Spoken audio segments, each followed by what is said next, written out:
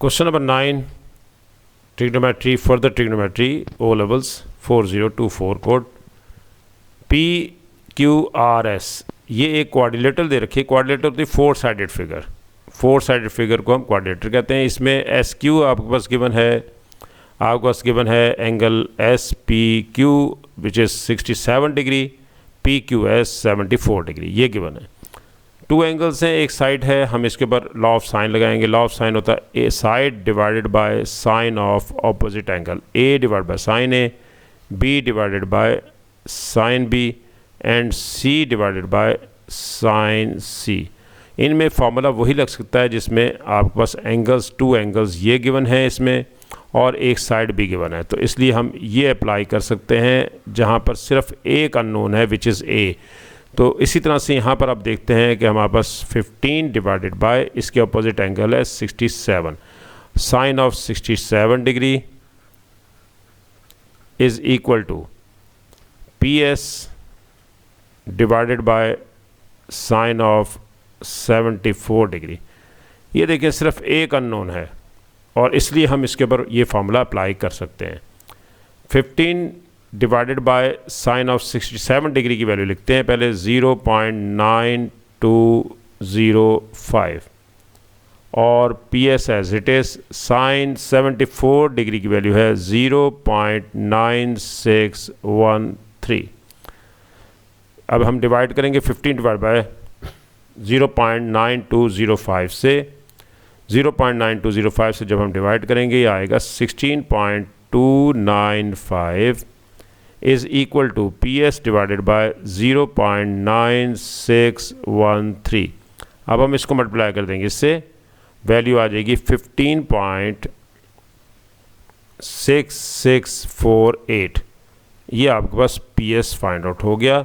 इसे हम इस तरीके से लिख देते हैं कि ताकि ये 1 dp पे आ जाए, 15.66 या हम इसे 1 dp पे 15.7, ये इसका आंसर हो गया। ये 3 मार्क्स का क्वेश्चन था, सिंपल क्वेश्चन था, लॉ ऑफ साइन अप्लाई किया हमने। इसी तरह से पार्ट टू में हमारे पास एक डायग्राम दोबारा से हम यहाँ बना लेते हैं। डायग्राम में ये हमारा डायग्राम है और वही डायग्राम यहाँ पर कॉपी कर लेते हैं। पहले ये हमारे पास डायग्राम इसकी ये बना लेते हैं, पी क्यू आर और एस। ये हमारे पास इसकी डायग्राम है जिसमें एंगल भी गिवन है। एंगल्स हैं 74 डिग्री और 67 डिग्री और 15। क्वेश्चन में वो कह रहा है कि area of Q R S, ये क्यू आर एस, इसका एरिया, इसकी एरिया की बात हो रही है। ये area of Q R S ये हमारे पास गिवन है और ये है 63। ये एरिया आपके पास गिवन है 63 सेंटीमीटर स्क्वायर। हम इसमें पहला काम ये कर लेते हैं कि एंगल ये वाला फाइंड आउट कर लेते हैं। ये एंगल क्या है हमारे पास, ये आपको पता है कि 180 में से सब्ट्रैक्ट कर देते हैं 74 माइनस 67। 74 माइनस 67 जब आप सब्ट्रैक्ट करेंगे आपके पास ये आ जाएगा 39 डिग्री। 39 डिग्री ये आ गया। लेकिन ये एंगल आपको एक और एंगल भी गिवन है इस क्वेश्चन में, इसी पार्ट में, वो है 96। 96 में से इस 39 को सब्ट्रैक्ट कर देते हैं। 96 माइनस 39, 96 में से 39 अगर हम सब्ट्रैक्ट करते हैं तो आपके पास वैल्यू आ जाती है 57। ये एंगल 57 आ गया। अब एंगल आपके पास 57 आ चुका है और आपके पास कुछ वैल्यूज़ भी मौजूद हैं, तो हम इसके ऊपर फार्मूला लगाते हैं एरिया का। एरिया का फार्मूला ये है हाफ ऑफ आर एस, जो आपके पास अननोन है, multiply by 15 multiply by sine of 57, this is equal to area 63। वैसे फार्मूला ये है half of A B sine C, half of A C sine B या half of B C sine A. ये area of triangle when two sides and one angle given. तो अब हमारे पास यहाँ पर वैल्यूज़ आ गई 1/2 R S as it is multiply by 15। सबसे पहले साइन 57 की वैल्यू देखते हैं, वो है 0.8386 इज़ इक्वल टू 63। अब हम मल्टीप्लाई कर देते हैं इसको 15 से। आर एस 15 से जब मल्टीप्लाई करेंगे ये आएगा 12.58 इज़ इक्वल टू 63। 12.58 को 2 पे डिवाइड कर देते हैं। R S into 6.2900 is equal to 63। R S क्योंकि निकालना है हमने, या एस आर, वो 63 डिवाइडेड बाय 6.2900। जब हम इसको डिवाइड करेंगे तो डिवाइड करने पे आंसर आर एस या एस आर एक ही बात है, डिस्टेंस है। हम इसको, ये आएगा हमारे पास 10.015, या हम इसे कह सकते हैं एस आर हमारे पास है 10.02। यही इसका आंसर है और यही हमने प्रूफ भी करना था। हमें 10 सेंटीमीटर करेक्ट टू 1 DP मांगा था, तो आप इसे सिर्फ 10 भी लिख सकते हैं और 10.0। ये इसका आंसर प्रूफ करना था। 3 मार्क्स का ये क्वेश्चन था। क्यू आर नेक्स्ट है जी, क्यू आर फाइंड आउट करना है। क्यू आर के लिए हम डायग्राम बना लेते हैं। डायग्राम हमारे पास क्वाड्रिलेटरल की वही है जो डायग्राम थी हमारे पास, और ये डायग्राम हमने दोबारा बना लेते हैं। पी क्यू आर एस, ये हमने डायग्राम बनाई। इसमें हमारे पास जो गिवन है वैल्यूज़ वो है 15, यहाँ 15 लिखते हैं। 15 यहाँ पर लिख लेते हैं, ये हमारे पास 15 है। ये एंगल है हमारे पास 57 और आर एस की वैल्यू हमारे पास है 10।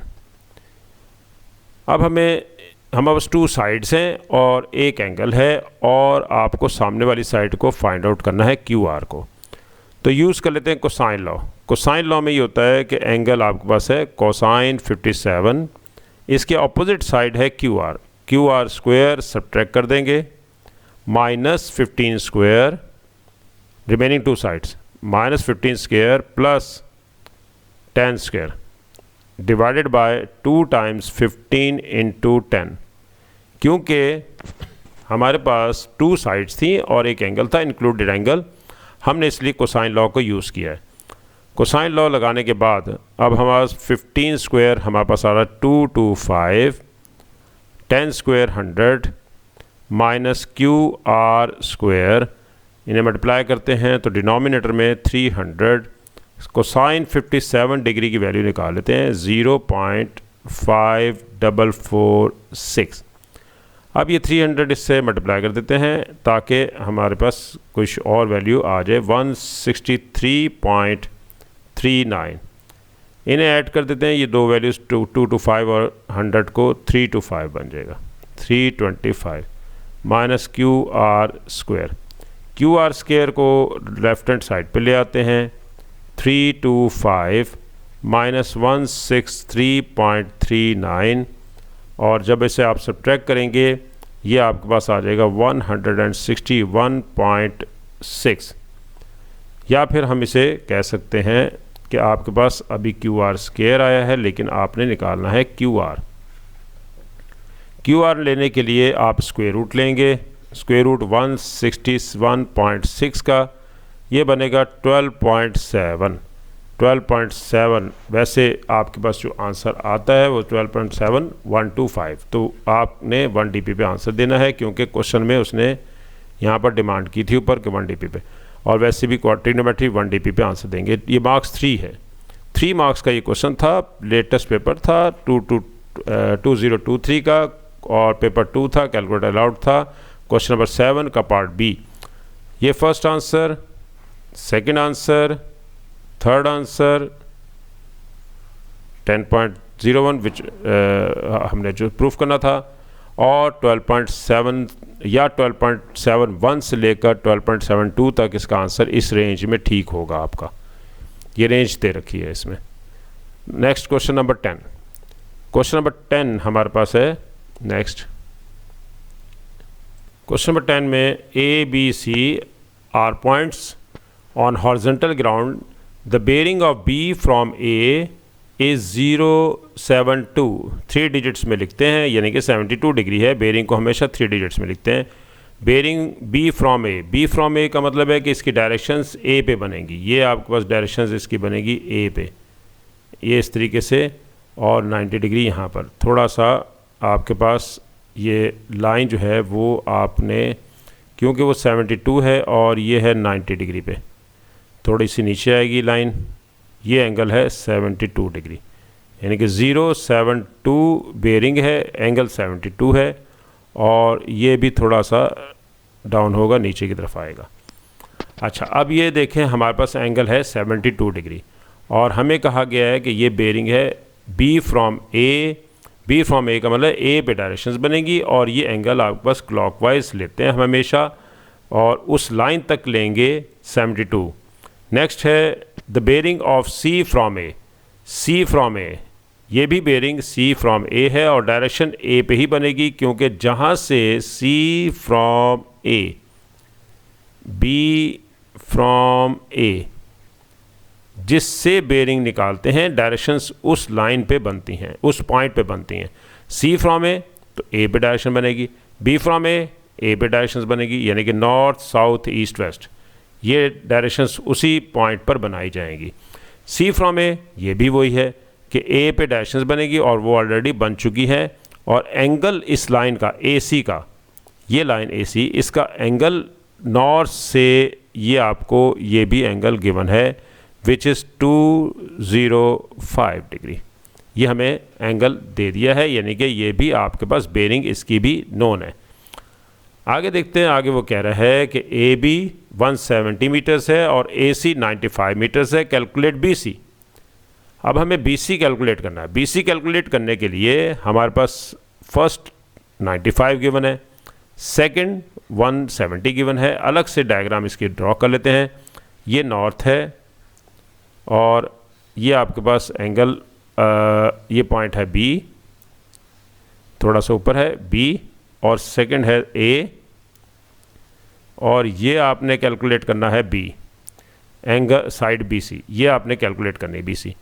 अब एंगल आपको ये रिक्वायर्ड है ताकि आप आसानी से कोसाइन लॉ लगा सकें। 95, 70, इस एंगल को आपको फाइंड आउट करना है। एंगल ये वाला फाइंड आउट करने के लिए बहुत आसान तरीका है, और वो ये है कि यहाँ तक आपके पास एंगल पता है 72 है, यहाँ से एंगल शुरू है और इस लाइन तक एंगल पता है आपको 72 डिग्री है ये, और टोटल एंगल आपके पास 205 है।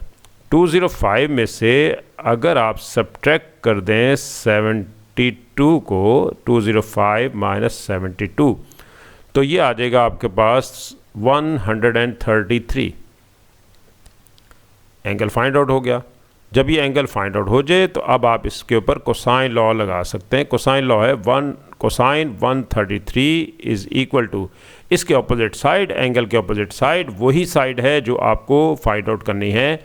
आपको बी सी फाइंड आउट करना है। ये पॉइंट यहाँ पर ए है और ये पॉइंट आपके पास है सी, और बी सी साइड आपने ऑपोजिट है इसके, और उसका स्क्वायर हम लिख लेते हैं।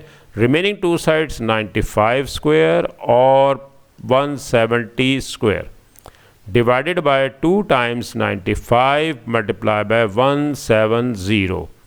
अब कोसाइन 133 की वैल्यू आप पहले कैलकुलेट कर लेते हैं। 0.-0.68 अच्छा, अब ये क्योंकि सेकंड क्वार्टर में और सेकंड में कॉस नेगेटिव होता है इसलिए माइनस आया है, और हमें इसकी ज़रूरत भी नहीं थी। हमें कैलकुलेटर है हमारे पास, कैलकुलेटर से हम इसको कैलकुलेट कर सकते हैं। नेगेटिव आएगा, और अब हम 95 का स्क्वायर पहले लेते हैं। 95 स्क्वायर थोड़ा सा बड़ा होगा, 9025, और इसी तरीके से 28900 ये है 170। Minus B C square divided by 2 को मल्टीप्लाई करेंगे 95 से, 95 को मल्टीप्लाई करेंगे 170 से, आंसर आएगा 32300। ये आपके पास वैल्यू आएगी। इस वैल्यू को मल्टीप्लाई कर देंगे यहाँ लेफ़्ट पे मौजूद इस 0.68199 से, आंसर आ जाएगा -22028 -22028। ये आपको उस वैल्यू आएगी। राइट साइड पे 9025 और 28900 को ऐड कर देते हैं।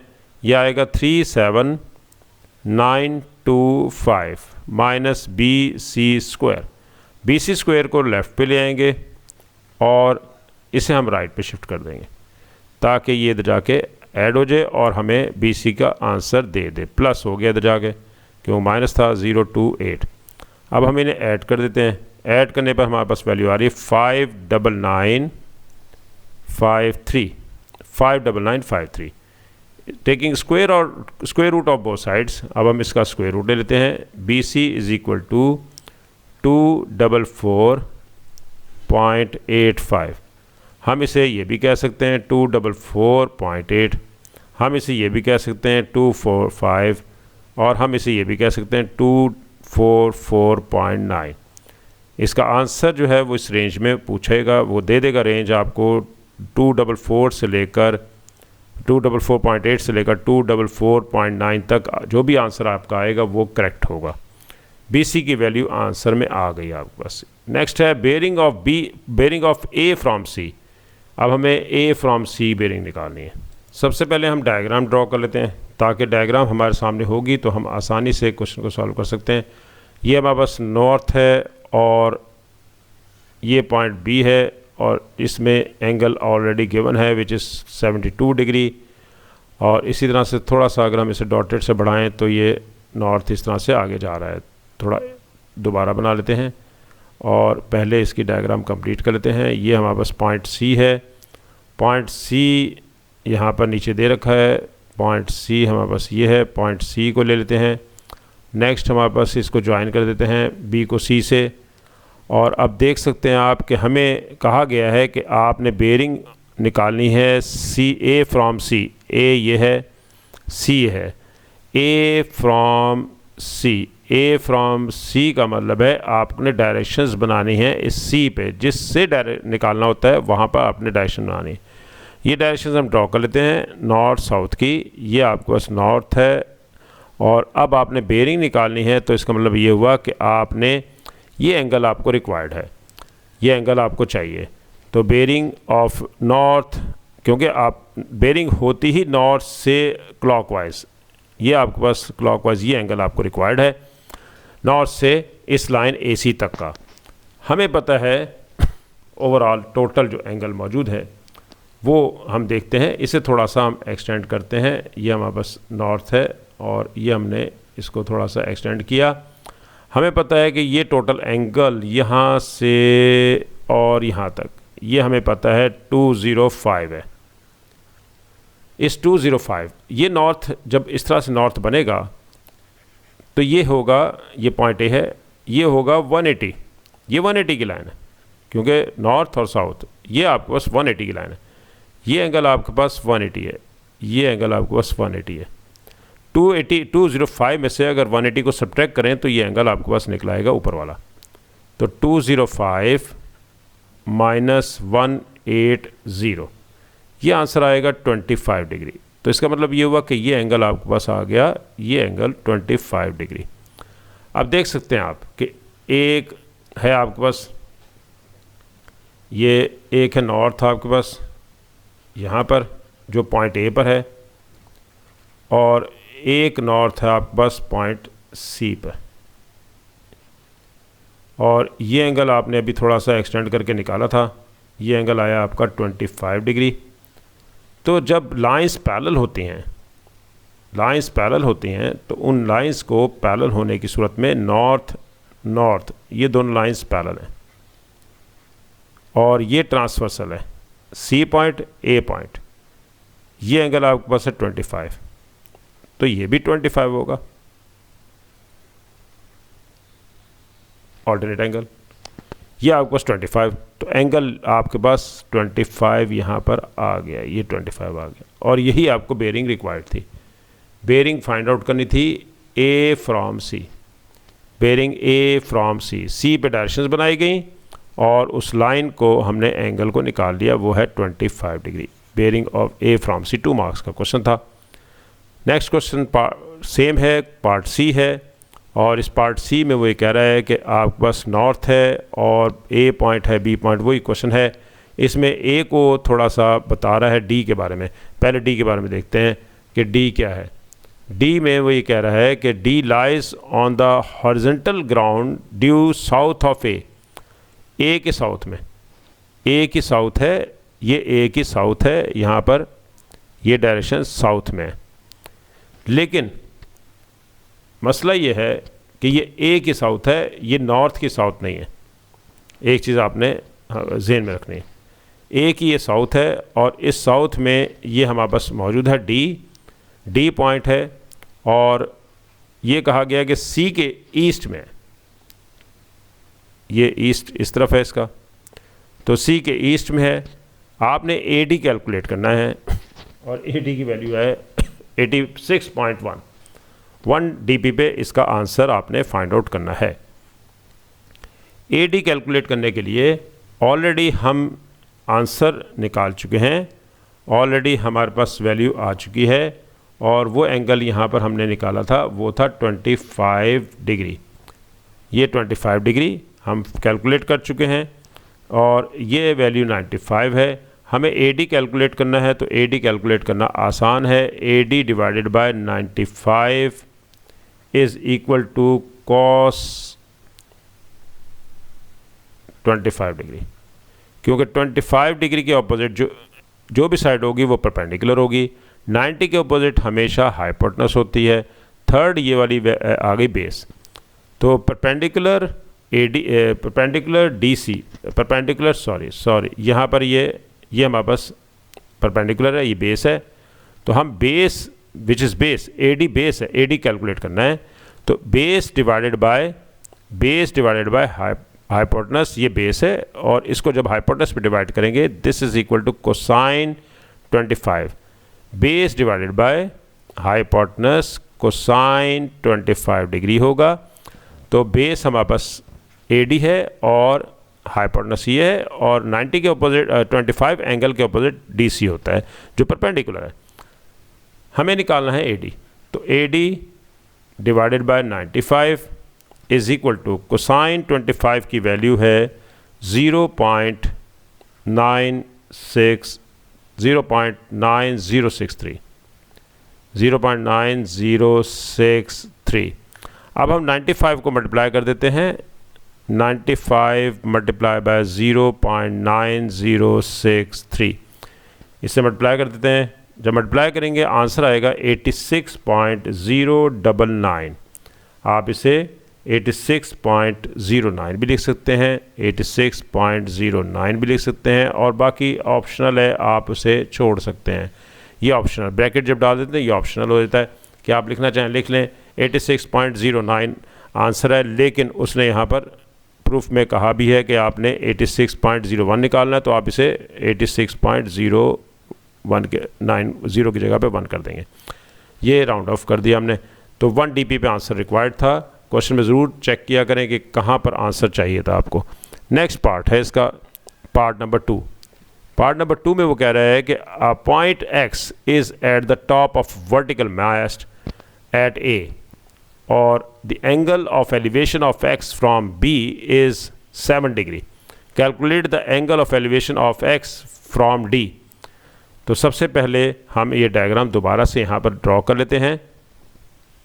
डायग्राम हमारे पास ये है नॉर्थ, और ये पॉइंट है B।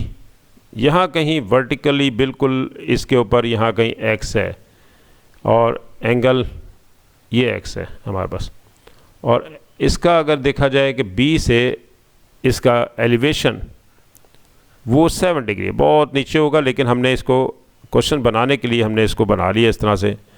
और जबकि D पॉइंट आपके पास है बिलो A, वो इसके साउथ में था, यहाँ पर पॉइंट ऊपर बना हुआ है डी, और ये हमें एलिवेशन रिक्वायर्ड है। हम इसको ज्वाइन कर देते हैं, इसको ज्वाइन करते हैं पहले प्रॉपर तरीके से। हमें ये दिया हुआ है, हम इसको पॉइंट ए को यहाँ से लेते हैं, पॉइंट ए, पॉइंट एक्स को ज्वाइन करते हैं इसके साथ। 2 मिनट ज़रा इसको ज्वाइन कर लेते हैं हम इसे। और हमें ये कहा गया है कि ए से ये हमारे पास वैल्यू है और ये। अच्छा जी, इसके बाद हमें कहा गया है कि find the calculate the angle of elevation of x from D. तो सबसे पहले तो हम ये देखते हैं कि ये एंगल एक्स फ्रॉम बी जो है वो 7 डिग्री है, इसका एलिवेशन। तो हम इसका पहले सबसे पहले कैलकुलेट कर, डायग्राम थोड़ी सी दोबारा से इसकी ड्रॉ करते हैं। सही डायग्राम नहीं बनी है इसकी, क्योंकि डायग्राम में उसने कहा है कि वर्टिकली अपोजिट ए। तो हम पहले इसका डायग्राम इसकी ड्रॉ कर लेते हैं। ये नॉर्थ है ए, और ये ए से ऊपर बिल्कुल एक्स है, यहाँ पर टॉप पे, यहाँ पर एक मास्ट है, और यहाँ से बी के साथ इसका एंगल हमें बता दिया है एलिवेशन, वो है 7। तो और डी से हमें कहा गया है कि इसका एंगल ऑफ एलिवेशन इस एक्स का लेना है, कि इसका एंगल ऑफ एलिवेशन डी से कितना है, ये एंगल चाहिए आपको, एंगल ऑफ एलिवेशन। अब सबसे पहले हम ए एक्स पहले फाइंड आउट करते हैं, क्योंकि ट्राइंगल थोड़ा ओपन करके मैं आपको बना देता हूँ। यहाँ पर ये हमारे पास ओपन करके हमने इसके डायग्राम डाले थे, ए डी और एक्स। अच्छा, एंगल ये आपको रिक्वायर्ड है, और इसके लिए पहले हम ए एक्स निकालते हैं। ए एक्स का मतलब है कि पॉइंट बी ए, और ये 7 डिग्री, ये एक्स है। पहले हम ए एक्स निकाल रहे हैं जी। ए एक्स आपके पास आता है ए एक्स डिवाइडेड बाय 170, ये 170 है, 170 ए एक्स डिवाइडेड बाय 170, क्योंकि एंगल के सामने हमेशा परपेंडिकुलर होता है, और ये बेस है आपके पास है, तो क्योंकि वर्टिकल है तो इसलिए 90 था। ए एक्स डिवाइड बाय 170, ये बनेगा tangent 7 degree. A X is equal to 170 tangent 7 degree. 170 tangent 7 degree की वैल्यू है 0.12278, ये इसकी वैल्यू है। अब हम इसमें ये वैल्यू मल्टीप्लाई कर देते हैं 170 से, ये आ जाएगा आपके पास 20.87। ए एक्स निकलाया। ए एक्स हमने क्यों निकाला था? ए एक्स इसलिए निकाला है क्योंकि हमारे पास, ये मैं अलग से डायग्राम बना देता हूँ दोबारा से, ये पॉइंट डी है।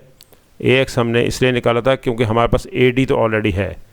ए डी आप अभी कैलकुलेट कर चुके हैं पिछले पार्ट में, प्रीवियस पार्ट में, वो था 86.1, ये आप कैलकुलेट कर चुके हैं। ए एक्स अभी आपने निकाला है 20.87, और हमें ये एंगल चाहिए, इस एंगल को हमने फाइंड आउट करना है। अब A X divided by A D, ये भी आपके सामने, इसके सामने वाला ये परपेंडिकुलर है, एंगल के सामने वाला ये बेस हो गया, तो परपेंडिकुलर ओवर बेस यानी कि A X divided by A D, this is equal to tangent, जो भी आप एंगल लेना चाहें इसका नाम एक्स दे दें, टेंजेंट एक्स। तो ए एक्स की वैल्यू 20.87, ए डी की वैल्यू 86.1, टेंजेंट एक्स 20.87 डिवाइड करेंगे इससे, यह आएगा 0.24 टेंजेंट एक्स। एक्स निकालना है तो टेंजेंट इनवर्स 0.24 करेंगे। 0.24 का जब टेंजेंट इनवर्स लेंगे तो ये आंसर आएगा आपके पास 13.61 डीपी पे आपने आंसर देना है। ये पेपर था हमारे पास मई जून का 2023 का QP22 पेपर 2 था। क्वेश्चन नंबर 9 आपके रीजन का था, 12-22 आपका रीजन है। तो 1-2 जो है वो पेपर 1 के लिए होता है और 2-2 आपका पेपर 2 के लिए होता है। ये आपका रीजन था। फर्स्ट आंसर ये, और यहाँ पर इसकी रेंज भी दे रखी थी कि आपका अगर आंसर इसके दरमियान आता है तो करेक्ट होगा। 4 मार्क्स का फर्स्ट था, बहुत बड़ा क्वेश्चन था। सेकंड 25 डिग्री था आपके पास, ये आपने 0 ऑप्शनल दे रखा है। उसने कहा था कि आप इसकी अगर लिखना चाहें तो लिख लें, वैसे 0 ऑप्शनल है। 0 2 5 हमेशा बेयरिंग को ट्रिपल डिजिट्स में लिखना है। 2 मार्क्स का ये था। इसके बाद है आपने कैलकुलेट करना था AD का आंसर 86.09 हमने निकाला था, ये आंसर निकला था। इसको आप इस तरह से लिखेंगे क्योंकि प्रूफ करने के लिए दिया था। इस तरह से C पार्ट 2 में हमारा आंसर 13.6 आया था और C पार्ट 2 बस ये लास्ट था इसका। अब नेक्स्ट लेक्चर हमारा क्वेश्चन नंबर 11 से स्टार्ट होगा इंशाअल्लाह ताला अज़ीम।